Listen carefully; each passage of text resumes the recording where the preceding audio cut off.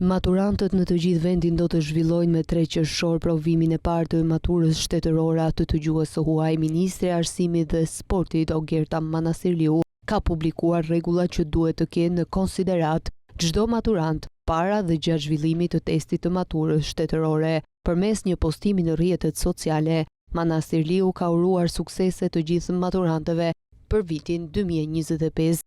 Ndërkohë, provimi i gjuhës shqipe dhe letërsisë do të jetë me 10 qershor, matematika me 17 qershor dhe provimi me zgjedhje me 24 qershor. Sipas rregullave të publikuara nga Ministri i Arsimit, theksohet se nxënësit duhet të paraqiten në ambientet e shkollës në orën 8:30. Provimi nis në orën 10 dhe përfundon në orën 12:30. Nxënësit duhet të kenë me vete mjet identifikimi, karta ID-e ose pasaport, 2 stilo lapsa, vizore të vogël, makinë llogaritëse të thjeshtë.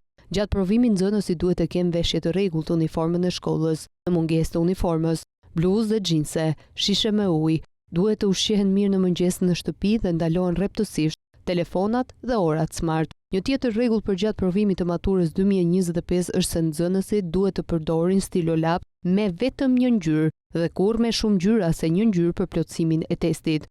Firmosni kur merrni dhe dorëzoni testin. Kontrollojeni testin për pasaktësi ose paqartësi në lexim. Nuk lejohet largimi para orës 12:30. Sjellje korrekte dhe vëmendje gjatë gjithë testit.